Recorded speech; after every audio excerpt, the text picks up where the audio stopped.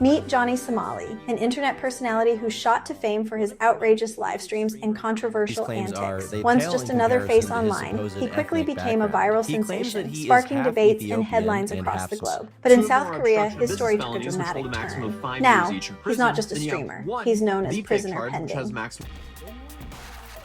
You probably already know Ramzi Khalid Ismail, aka Johnny Somali, for being that guy. The one who flew to Japan and Korea just to troll locals, blast offensive music, and pull stunts that left entire crowds confused or angry. He'd shout Hiroshima on trains like it was some edgy joke. Not just extremely embarrassing, sometimes even getting chased out of stations or confronted by angry commuters. His antics weren't just pranks. They were a spectacle that left a trail of discomfort and outrage wherever he went. But things have gone downhill faster than his subscriber count. Johnny Somali's controversial antics online have finally landed him in hot water, facing charges for public disturbance and harassment. The authorities are no longer ignoring his behavior, and now the consequences are real. But let's peel back the curtain on what really kept this circus going: his Discord. This wasn't just a chat room, it was the engine room for Johnny Somali's antics. Fans and trolls alike gathered there, sharing clips, egging him on, and even suggesting new stunts. Sometimes entire streams were planned out in real time, with Discord users dropping ideas or reacting instantly to whatever chaos unfolded. It became a feedback loop, his audience fueling the spectacle and Johnny feeding off their energy.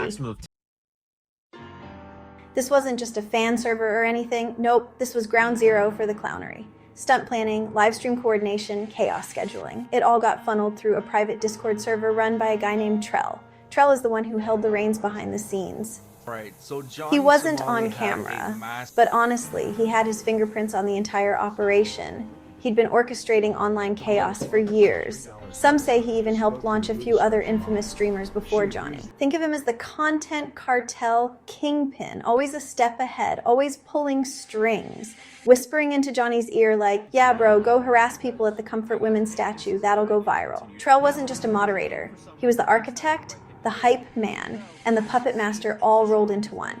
However, it seems that after the YouTuber 15 Minutes of Shame did some digging on him, we can clearly see that homie really has nothing to lose, and a crash out is inevitable. After further research, turns out he's about to be sentenced to prison for some serious crimes, allegedly. And then there's Hank Yu, also known as Johnny's emotional support war criminal. Hank wasn't running the Discord, but he was basically Johnny's in-person handler, hype man, and closest confidant during their streams and real-life antics. Probably his favorite sleeping partner or cuddle buddy too, but that's not important right now. Anyway, he encouraged Johnny's dumb ideas, often pushing him to go further, and rarely stepped in to stop things from escalating. Hank's constant presence and money made it easier for Johnny to keep pushing boundaries, making him not just a bystander but a full-time enabler. Together, Trell on the digital side and Hank on the ground made up the two pillars holding up Johnny's content empire. But as legal troubles mounted and public backlash intensified, both pillars began to crumble. Streams were abruptly cut short, social media accounts faced suspensions, and the once bustling chat fell silent. Without their coordinated efforts, Johnny's online presence rapidly unraveled, leaving his content in ruins. Right now, Johnny Somali's life has come to a complete standstill. He can't stream anymore anywhere, on any platform. He's been streaming on Hank's channel recently, but even that is about to end since one stream has already been taken down for hate speech. He's been permanently banned not just from Kick, Rumble, and Party, but also from Twitch and YouTube. Basically every major streaming platform out there. Even smaller sites have blocked his accounts, making it impossible for him to reach any audience. News outlets have picked up the story, and social media is flooded with reactions. Some people are celebrating his bans, calling it justice for his actions, while others are shocked at how far he's fallen and debating whether the punishment fits the crime. He can't work, and he can't leave Korea. He's stuck, with no way to escape his situation. His bank accounts are frozen, and he's facing mounting bills with no income. At this point, he's reduced to begging for money on Telegram, sending desperate messages to anyone who might help. In court, he even admitted that he's completely broke, unable to pay for basic necessities. Now he's just relying on random donations and Hank's family to survive, with no clear future in sight.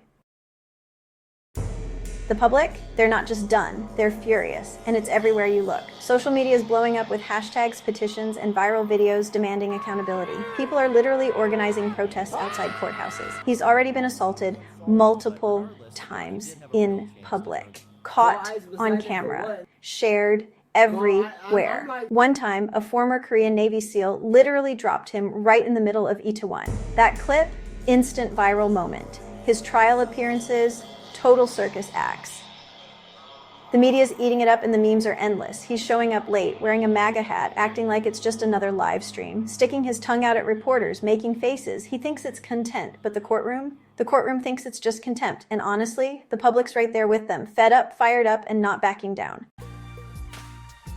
Johnny Somali's next major court appearance is set for August 13th, a date that could determine the course of his future. This trial will focus on the deepfake charges, which are being taken extremely seriously by the Korean legal system. If he's found guilty, and considering Korea's notoriously high conviction rate, that's a real possibility, he could be facing a sentence of up to 20 years or even more behind bars. The Korean justice system is known for its strict approach, especially with crimes involving technology and public safety. And that's just for the deepfake related offenses. There are still additional charges waiting in the wings.